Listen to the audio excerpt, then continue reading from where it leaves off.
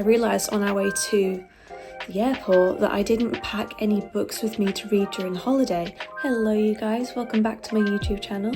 So when it comes to classics, they feel like a hot drink on a cold day. I was so disappointed with this because this started off as such a silly, fun romance.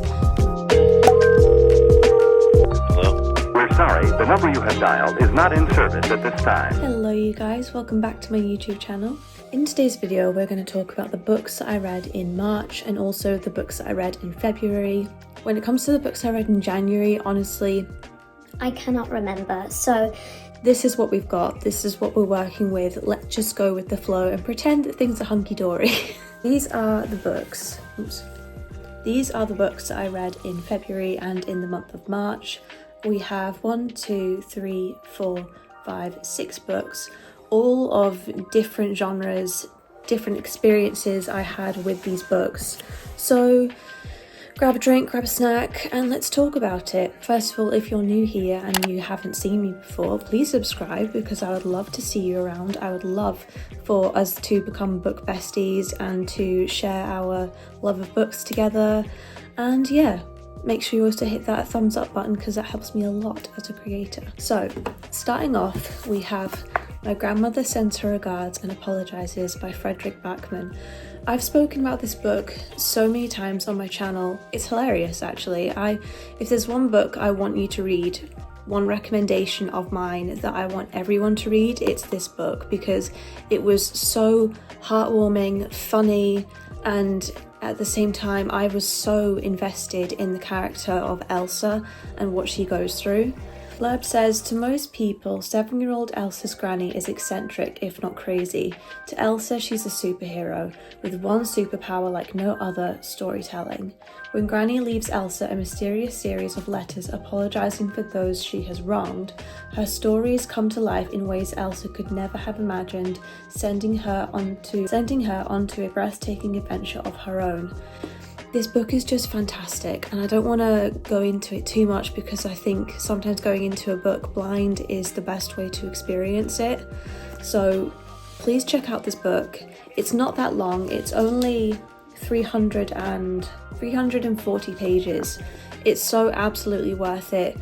This is one of the older covers. I got this book in 2016 when I was on my honeymoon, and I read this book in 2 weeks, and I am so glad I picked it up. It was so meant to be, so to speak, when I picked up this book because I realised on our way to the airport that I didn't pack any books with me to read during holiday, and that's when my husband Alex said, oh well, let's just stop off at the services, you can go into WH Smith and pick up a book to read yourself. And I was like, you know what, that's a great idea, and I did that, and I picked up this book, and this has been read twice since I have bought this book. I love it so much and I cannot talk about it enough. well, clearly I can. I'm going to shut up now, move on to the next book. The next book that I read in February is Hit and Done by Andy Maslen. This is, I think, the last book in the series, and I didn't read any of the other books in the series. I know I basically just committed a crime, so I'm sorry about that. Detective Inspector Stella Cole has almost completed her bloody quest to avenge the hit-and-run killings of her husband and daughter. Only one member of the legal conspiracy who murdered them remains, her boss. Detective Chief Superintendent Adam Collier is not going to go down without a fight, even if it means having Stella sectioned and trying for the 3rd time to murder her. The non-stop action switches from London, Canada to Ojibwe Reservation and Chicago before the final bloody climax in a frozen Minnesota. So it was quite an interesting book. It was a wild ride and I did really enjoy reading it. I'm rating this like a solid 3 stars. By the way, I forgot to say 5 stars. 5 stars. This is a 3-star. I can't say I would recommend the series because I haven't read it, but I do have another book by Andy Maslen that I'm going to read. It doesn't bother me not reading books in order when it comes to a series. I know that is like a big crime for a lot of people, but I'm weird and I'm sorry about that. You know what? Maybe I shouldn't apologise because I am who I am. Would I recommend reading this? Sure, why not? Give it a go. But I can't recommend the rest of the series because I haven't read it. Yeah, it was alright. It was okay. So I read this book and this in the month of February. I also read other books in February, but I can't remember them because they're written on my phone. I'm talking about books like audiobooks I listened to. Now moving on to the books that I read in the month of March. We have Mansfield Park by Jane Austen. I loved reading this book. This was a 4 stars for me. I found the ending of the book, the climax, really entertaining.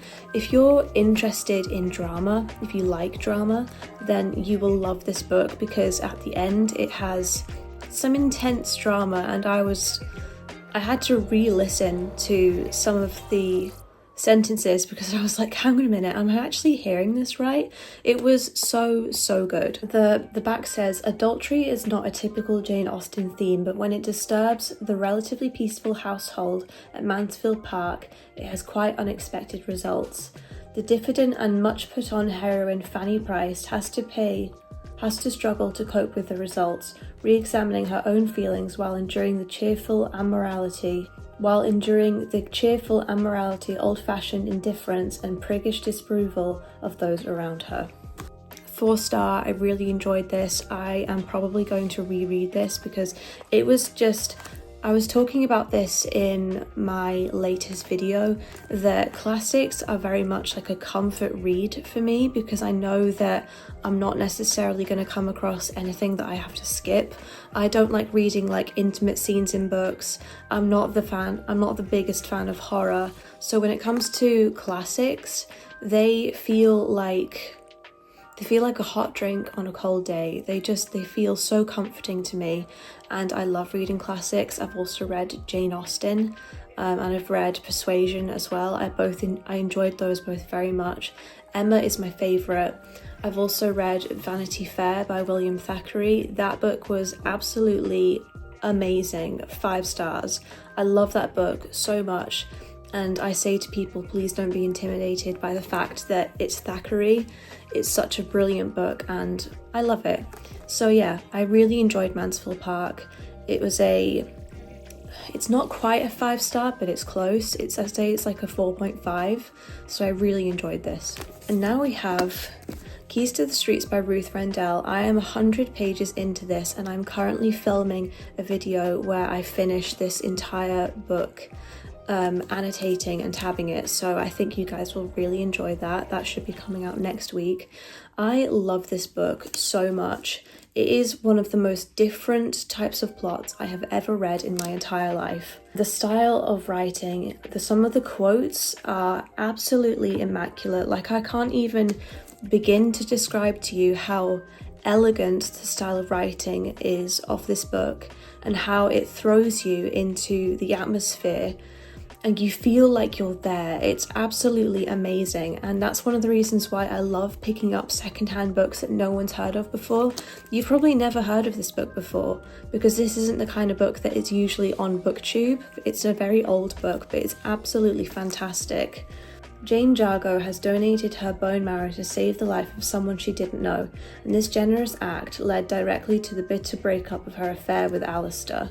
For him, it was as though her beauty had been plundered, but the man whose life she had saved would change Mary's life in a way she could never have imagined.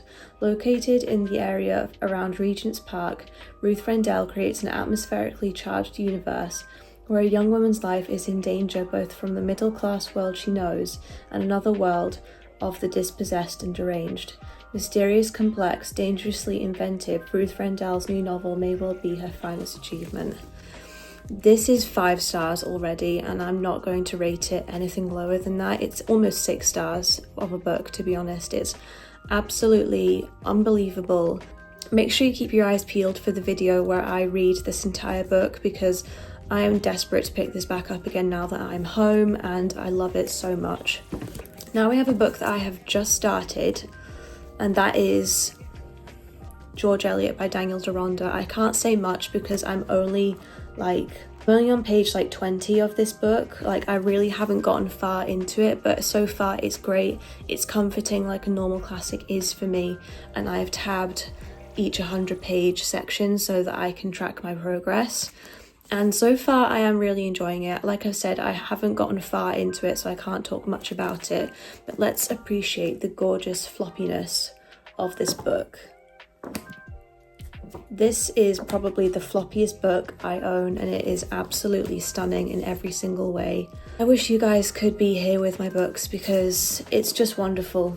It's just absolutely wonderful, and I am enjoying this so far. Another book that I read in the month of March, but I DNF'd it, was Offside by Avery, Keelan, I think her name was.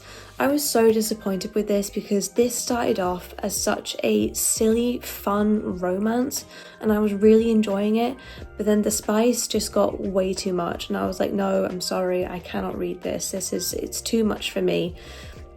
If you like those types of books, there's like, you know, it's no offense intended at all. It's just, it's for me, it does not sit well for me as a reader. And I was really disappointed with that because if this had just stayed like the silly, sweet little romance that it started off with, then I would have loved this book so much. And there were parts of this book that I really enjoyed. Like, I loved the way it talked about the type of outfits that the girls were wearing, and just like the settings presented in the book was so sweet and so girly in some ways, and I absolutely loved that. I ate that up, but the spice was so much that I just could not, in the right mind, continue reading it. So that was that. Another book that I just saw on my notes that I completely forgot to include in this video, so I'm filming it here very quickly, was The Last Word by Taylor Adams. That was so good. I would say that is probably like, it's a 3.75, it's almost a 4-star, but it's not quite. I really enjoyed the last part of that book. I DNF'd it a while ago because I just was not feeling in the mood for it, but I picked it up again and I really enjoyed it, so that was 3 stars. And talking about another DNF, sadly, that's Saving Six by Chloe Walsh. Same reason. There's parts of this book that I really enjoyed. Like, I really enjoyed Aoife bringing Joey out of his shell and getting him to realize that he can trust people, but it was so frustrating when the spice came along because I couldn't read that, and I got to a point where I was like, I'm sorry, I can't. I got halfway through this book though, so that's something, and I'm thinking I'm going to sell my copy of Saving Six and Redeeming Six on eBay, so I don't know if that's linked in the top of my bio, but if you're interested, you can buy the books for yourselves, see what you think, and yeah, that was that. Time for tea. So these are the books that I read in the months of February and March. I don't know where I'm going to put these books. Hold on a minute. I'm sorry about the lighting, by the way. It is what it is. I'm not going to complain because I like to see the sun. Thank you so much for watching this video. I love you guys so much. Like I said, my next video is going to be a reading vlog of me finishing Keys to the Streets by Ruth Rendell. I really hope that you subscribe, stick around for that video. Excuse me.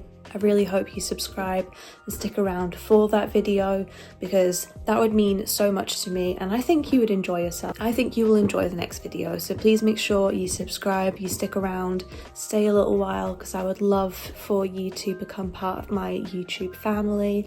I love you guys so much, and I just wanted to say a quick thank you for 150 subscribers. I love you guys, and the fact that there are 150 of you that want to see my videos and see what I get up to when it comes to reading and my writing, it means so much to me, and I love you guys. I can't say it enough, but you guys really mean the world to me, and when you leave your comments, it really encourages me to keep going. So feel free to comment whatever you like. Comment what you're reading this month, how your reading month has been going. I would love to know. Thank you a million. I love you a lot, and I will see you in my next video. Bye!